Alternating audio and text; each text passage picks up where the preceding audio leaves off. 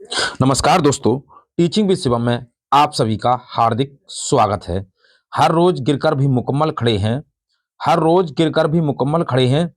ये जिंदगी देख मेरे हौसले तुझसे भी बड़े हैं। आइए देखते हैं सीडीपी विषय से संबंधित अति महत्वपूर्ण प्रश्नों की श्रृंखला, जो आपकी सीटेट एग्जाम के लिए बहुत ही महत्वपूर्ण क्लास होने वाली है। आइए पहला क्वेश्चन आपकी स्क्रीन पर। निम्नलिखित में से किस मनोवैज्ञानिक ने प्रस्तावित किया कि बच्चों का चिंतन गुणात्मक रूप से वयस्कों की अपेक्षा अलग होता है? Option A Howard Gardner, option B Lawrence Kohlberg, option C Jean पियाजे, ऑप्शन डी ले बाइगोस्की। तो किसने कहा था? तो ये कथन था जीन पियाजे साहब का। ऑप्शन सी इस प्रश्न का करेक्ट आंसर है, जीन पियाजे। नेक्स्ट क्वेश्चन अगला है। जीन पियाजे के अनुसार बच्चे अमूर्त संक्रियात्मक अवस्था में होते हैं, कब होते हैं? ऑप्शन ए संरक्षण वर्गीकरण व श्रेणीबद्धता करने में सक्षम नहीं है, ऐसा कुछ नहीं है, सक्षम होते हैं भाई। दूसरा है बी प्रतीकात्मक और सांकेतिक खेलों में भाग लेना प्रारंभ करते हैं, हाँ हो सकता है। सी है परिकल्पना निगमनात्मक तर्क और प्रतिज्ञप्ति चिंतन करने में समर्थ हैं। और डी कहता है केंद्रीयकरण और अनुत्क्रमणीय सोच से आबद्ध हैं, ऐसा नहीं है, केंद्रीयकरण नहीं तो हो जाएगा परिकल्पित निगमनात्मक तर्क और प्रतिज्ञप्ति चिंतन करने में समर्थ हैं, और ऑप्शन सी इस प्रश्न का करेक्ट आंसर है, यदि अमूर्त अवस्था है तब। नेक्स्ट अगला क्वेश्चन आपकी स्क्रीन पर। जीन पियाजे के अनुसार बच्चे अमूर्त संक्रियात्मक अवस्था में होते हैं, तो कब होते हैं? ये परिकल्पनात्मक निगमनात्मक तर्क हो जाएगा, अगला वाला है। नेक्स्ट क्वेश्चन, बाल्यावस्था की अवधि में विकास। तो बाल्यावस्था की अवधि में विकास और में केवल परिणात्मक परिवर्तन होते हैं। ऑप्शन बी अनियमित और असंबद्ध होता है, ऑप्शन सी धीमी गति से होता है एवं उसे मापा नहीं जा सकता, ऑप्शन डी बहुस्तरीय और मिश्रित होता है। तो ये धीमी गति से होता है एवं इसे मापा नहीं जा सकता, ऑप्शन सी इस प्रश्न का करेक्ट आंसर।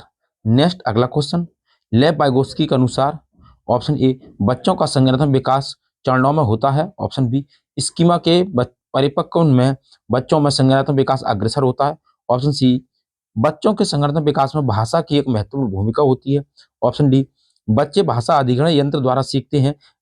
तो वाइगोत्स्की कहते हैं कि भाषा की महत्वपूर्ण भूमिका होती है, तो ऑप्शन सी इस प्रश्न का करेक्ट आंसर हो जाएगा। भाषा में विकास की यानी कि भाषा विकास में भाषा की महत्वपूर्ण भूमिका होती है, तो ऑप्शन सी इस प्रश्न का करेक्ट आंसर है। नेक्स्ट अगला क्वेश्चन, बाल केंद्रित कक्षा वह है जिसमें कब? ऑप्शन ए बच्चों के व्यवहार को निर्देशित करने के लिए अध्यापक पुरस्कार और दंड का प्रयोग करता है, ऑप्शन बी अध्यापक लचीला है और प्रत्येक बच्चे की व्यक्तिगत आवश्यकताओं को पूरा करता है, ऑप्शन सी अध्यापक केवल पाठ्यपुस्तक को ज्ञान के स्रोत के लिए उपयोग करता है, ऑप्शन डी अध्यापक बच्चों को उनकी क्षमता के आधार पर वर्गीकृत करता है। तो क्वेश्चन नंबर इस क्वेश्चन का सही बात करें तो अध्यापक बच्चों की उनकी क्षमता के आधार पर वर्गीकृत करता है, ऑप्शन डी इस प्रश्न का करेक्ट आंसर है। नेक्स्ट क्वेश्चन आपकी स्क्रीन पर, भाषा में अर्थ की सबसे छोटी इकाई क्या है? तो भाषा में सबसे छोटी इकाई कौन सी है? तो सबसे अधिक छोटी इकाई की बात करें, ऑप्शन ए संकेत प्रायोगिक विज्ञान, ऑप्शन बी वाक्य, ऑप्शन सी रूपिम, ऑप्शन डी स्वनिम। तो भाषा में अर्थ की सबसे छोटी इकाई हो जाएगी रूपिम, ऑप्शन सी इस प्रश्न का करेक्ट आंसर है। अगर पूछा कि भाषा की सबसे छोटी इकाई कौन सी है, तो हो जाती स्वनिम। अर्थ के आधार पर पूछ रहा है तो हो जाएगी रूपिम। इस क्वेश्चन का जो सही आंसर है पीछे वाले का, तो ये है, ये डी वाला नहीं होगा भैया, इसका सही आंसर हो जाएगा ऑप्शन नंबर बी। अध्यापक लचीला है और प्रत्येक बच्चे की व्यक्तिगत आवश्यकताओं को पूरा करता है, लचीला की बात जब आए। आइए नेक्स्ट क्वेश्चन, अगला क्वेश्चन आपकी स्क्रीन पर है।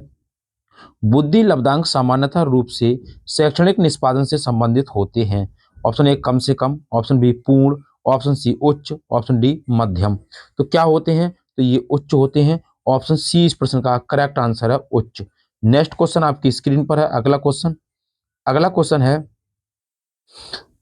नेक्स्ट क्वेश्चन, सफल समावेशन को निम्नलिखित की आवश्यकता होती है सिवाय किसके? ऑप्शन ए अभिभावकों की भागीदारी, ऑप्शन बी क्षमता संवर्धन, ऑप्शन सी संवेदनशील बनाना, ऑप्शन डी पृथक्करण।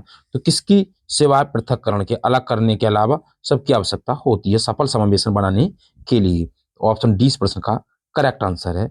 नेक्स्ट क्वेश्चन आपकी स्क्रीन पर है। विद्यालय में नियमित उपस्थिति के लिए वंचित बच्चों को प्रोत्साहित करने का निम्नलिखित में से कौन सा तरीका सर्वाधिक उपयुक्त होगा? ऑप्शन ए, विद्यालय द्वारा बच्चों को एकत्रित करने वाले एक व्यक्ति को नियुक्त किया जाए जो प्रतिदिन घरों से बच्चों को लेकर आए। ऑप्शन बी, बच्चों को आकर्षित करने के लिए प्रतिदिन 5 यानी कि 5-5 टॉफियाँ देना। ऑप्शन सी, आवासीय विद्यालय खोलना। और ऑप्शन डी, बच्चों को विद्यालय आने की अनुमति न देने को कानून कानूनन दंडनीय अपराध बनाया जाए। तो कौन सा तरीका उपयुक्त होगा? तो सबसे अधिक उपयुक्त तरीका होगा आवासीय विद्यालय खोलना। ऑप्शन सी इस प्रश्न का करेक्ट आंसर है। नेक्स्ट क्वेश्चन आपकी स्क्रीन पर है, विद्यालय में लिंग भेदभाव से बचने का सर्वोत्तम तरीका हो सकता है। ऑप्शन ए, विद्यालय में लिंग भेदभाव को दूर करने के लिए नियम बनाना और कड़ाई से उसका पालन करवाना। ऑप्शन बी, संगीत प्रतियोगिता के लिए लड़कियों की अपेक्षा अधिक लड़कों का चयन करना। ऑप्शन सी, शिक्षकों द्वारा उनके लिंग पक्षपातपूर्ण व्यवहारों का अधिसंज्ञान करना। ऑप्शन डी, पुरुष एवं महिला शिक्षकों को समान संख्या में भर्ती करना।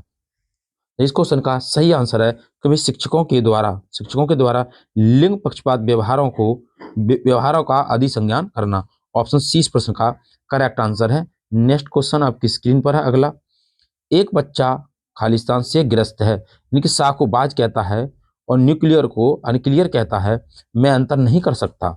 ऑप्शन ए, डिसलेक्सिया है, डिसमोर्फिया है, डिसलेक्सिया है, डिसलेक्समिया है, या डिसमोर्फिया है, या डिसलेक्सिया है, या शब्द जबलिंग विकार है। तो कौन सा विकार है उसके अंदर? वो है डिसलेक्सिया। ऑप्शन सी इस प्रश्न का करेक्ट आंसर है, डिसलेक्सिया। नेक्स्ट क्वेश्चन आपकी स्क्रीन पर है, एक सशक्त विद्यालय अपने शिक्षकों में निम्नलिखित योग्यताओं में से किसे सर्वाधिक बढ़ावा देगा? ऑप्शन ए, परीक्षण करने की प्रवृत्ति। ऑप्शन बी, स्मृति। ऑप्शन सी, अनुशासित स्वभाव। ऑप्शन डी, स्पर्धात्मक अभिवृत्ति। तो स्पर्धात्मक अभिवृत्ति को बढ़ावा देगा। ऑप्शन डी इस प्रश्न का करेक्ट आंसर है। नेक्स्ट क्वेश्चन आपकी स्क्रीन पर है, किशोर का अनुभव कर सकते हैं। ऑप्शन ए, आत्मसिद्धि के भाव का। ऑप्शन बी, जीवन के बारे में परितृप्ति के भाव का। ऑप्शन सी, दुश्चिंता और स्वयं से सरोकार। ऑप्शन डी, बचपन में किए गए अपराधों के प्रति डर के भाव। तो किशोर अनुभव कर सकते हैं दुश्चिंता और स्वयं के सरोकार से। ऑप्शन सी इस प्रश्न का करेक्ट आंसर है। नेक्स्ट क्वेश्चन आपकी स्क्रीन पर है अगला, शारीरिक रूप से अक्षम बच्चों को सामान्यतः खालिस्तान होता है। तो क्या होता है सामान्यतः शारीरिक बच्चों को? इस क्वेश्चन का आंसर आप कमेंट बॉक्स में दीजिए। नेक्स्ट क्वेश्चन देखें, आइए अगला क्वेश्चन है, लेव वाइगोत्स्की के समाज संरचना सिद्धांत में दृढ़ विश्वास रखने वाले शिक्षकों के नाते आप अपने बच्चों के आकलन के लिए निम्नलिखित में से किस विधि को वरीयता देंगे? तो लेव वाइगोत्स्की की जब बात आ जाए तो किसे वरीयता दी जाएगी? ऑप्शन ए, सहयोगी प्रोजेक्ट को। ऑप्शन बी, मानकीकृत परीक्षण को। ऑप्शन सी, तथ्यों पर आधारित प्रत्यास्मरण के प्रश्न को। ऑप्शन डी, वस्तुपरक बहुविकल्पीय प्रकार के प्रश्न को। तो सबसे ज्यादा वरीयता दी जाएगी सहयोगी प्रोजेक्ट। ऑप्शन ए इस प्रश्न का करेक्ट आंसर है, सहयोगी प्रोजेक्ट। नेक्स्ट क्वेश्चन आपकी स्क्रीन पर अगला क्वेश्चन है, अपनी कक्षा की व्यक्तिगत भिन्नताओं से निपटने के लिए शिक्षक को चाहिए कि? ऑप्शन ए, शिक्षण और आकलन के समान और मानक तरीके हों। ऑप्शन बी, बच्चों को उनके अंकों के आधार पर अलग कर उनको नामित करें। ऑप्शन सी, बच्चों से बातचीत करें और उनके दृष्टिकोण को महत्व दें। ऑप्शन डी, विद्यार्थियों के लिए कठोर नियमों को लागू करें। तो सबसे सही सटीक जो आंसर इसका रहेगा, बच्चों से बातचीत करें और उनके दृष्टिकोण को महत्व दें। ऑप्शन सी इस प्रश्न का करेक्ट आंसर है। नेक्स्ट क्वेश्चन आपकी स्क्रीन पर, राष्ट्रीय पाठ्यचर्या की रूपरेखा एनसीएफ 2005 के अनुसार शिक्षक की भूमिका होती है। तो क्या होती है? ऑप्शन ए, सत्तावादी। ऑप्शन बी, अधीनात्मक। ऑप्शन सी, अनुमतिपरक। ऑप्शन डी, सुविधादाता। तो किसकी होती है? सुविधादाता की होती है। ऑप्शन डी इस प्रश्न का करेक्ट आंसर है, सुविधादाता। नेक्स्ट क्वेश्चन आपकी स्क्रीन पर है अगला है, अनुसंधान सुझाते हैं कि एक विविध कक्षा में अपने विद्यार्थियों से शिक्षकों की अपेक्षा विद्यार्थियों के अधिगम ऑप्शन ए पर महत्वपूर्ण प्रभाव छोड़ती है। ऑप्शन बी का एकमात्र निर्धारक होती है। ऑप्शन सी के साथ संबंधित नहीं मानी जानी चाहिए। ऑप्शन डी पर कोई प्रभाव नहीं छोड़ती। तो ये क्या होती है? इस क्वेश्चन का सही आंसर हो जाएगा पर महत्वपूर्ण प्रभाव छोड़ती है। ऑप्शन ए इस प्रश्न का करेक्ट आंसर है। नेक्स्ट क्वेश्चन आपकी स्क्रीन पर है अगला क्वेश्चन, आइए देखते हैं। अगला क्वेश्चन है, एक शिक्षिका अपनी प्राथमिक कक्षा में प्रभावी अधिगम को बढ़ा सकती है। कब? ऑप्शन ए, अधिगम में छोटी छोटी उपलब्धियों के लिए पुरस्कार देकर। ऑप्शन बी, खेल और अभ्यास के द्वारा। ऑप्शन सी, अपने विद्यार्थियों में प्रतियोगिता को प्रोत्साहन देकर। ऑप्शन सी, विषय वस्तु को विद्यार्थियों के जीवन के साथ संबंधित करके। तो अधिगम को प्रभावी बढ़ाना है, अधिगम को बढ़ाना है प्रभावी तरीके से, तो कैसे? विषय वस्तु को विद्यार्थियों के जीवन के साथ जोड़ दें, इनसे संबंधित कर दें। ऑप्शन डी इस प्रश्न का करेक्ट आंसर है। नेक्स्ट क्वेश्चन अगला है, निम्नलिखित में से कौन सा उदाहरण प्रभावशाली अधिगम की प्रथा का है? ऑप्शन ए, निरंतर तुलनात्मक मूल्यांकन करना। ऑप्शन बी, शारीरिक दंड। ऑप्शन सी, व्यक्तिगत सापेक्ष अधिगम। ऑप्शन डी, प्रतियोगात्मक कक्षा। तो इस क्वेश्चन का सही आंसर हो जाएगा, इस क्वेश्चन का सही आंसर है प्रतियोगात्मक कक्षा। ऑप्शन डी इस प्रश्न का करेक्ट आंसर है। नेक्स्ट क्वेश्चन आपकी स्क्रीन पर है, भाषा विकास के लिए सबसे संवेदनशील समय निम्न में से कौन सा है? तो भाषा विकास के लिए कौन सा संवेदनशील समय है? ऑप्शन ए, जन्म से पूर्व का समय। ऑप्शन बी, मध्य बचपन का समय। ऑप्शन सी, वयस्क अवस्था का समय। ऑप्शन डी, प्रारंभिक बचपन का समय। तो संवेदनशील अगर समय की बात आ जाए, प्रारंभिक बचपन का समय हो जाएगा। ऑप्शन डी इस प्रश्न का करेक्ट आंसर है। नेक्स्ट क्वेश्चन आपकी स्क्रीन पर है, अगला है, निम्नलिखित में से कौन सी समाजीकरण की गौण वाहक हो सकते हैं? तो गौण वाहक कौन हो सकते हैं समाजीकरण के? तो समाजीकरण के विद्यालय और पास पड़ोस, यानी कि पहले परिवार और पास पड़ोस। ऑप्शन बी, विद्यालय और पास पड़ोस। ऑप्शन सी, विद्यालय और निकटतम परिवार के सदस्य। ऑप्शन डी, परिवार और रिश्तेदार। तो विद्यालय और पास पड़ोस गौण वाहक हैं समाजीकरण के। ऑप्शन बी इस प्रश्न का करेक्ट आंसर है, विद्यालय और पास पड़ोस। नेक्स्ट क्वेश्चन आपकी स्क्रीन पर है, अगला है, लेपाइगोस्की के अनुसार संज्ञानात्मक विकास का मूल कारण क्या है? ऑप्शन ए, संतुलन। ऑप्शन बी, सामाजिक अन्योन्य क्रिया। ऑप्शन सी, मानसिक प्रारूपों स्कीमास का समायोजन। ऑप्शन डी, उद्दीपक अनुक्रिया युग्मन। तो लेपाइगोस्की के अनुसार की अगर बात की जाए तो सामाजिक अन्योन्य क्रिया हो जाएगी।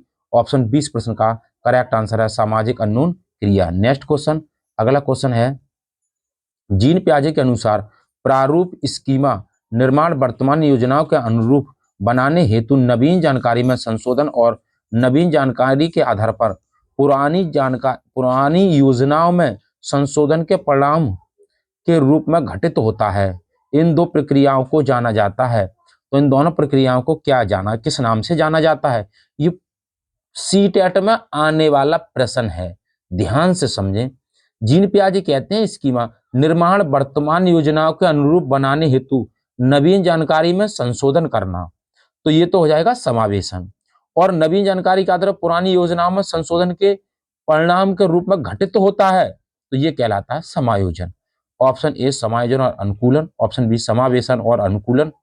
ऑप्शन सी, साम्यीकरण और संशोधन के रूप में। ऑप्शन डी, समावेशन और समायोजन। तो ये कहलाएगा समावेशन और समायोजन। ऑप्शन डी इस प्रश्न का करेक्ट आंसर है। नेक्स्ट क्वेश्चन देखें, आइए अगला क्वेश्चन, राष्ट्रीय पाठ्यचर्या रूपरेखा 2005 के अनुसार क्या है?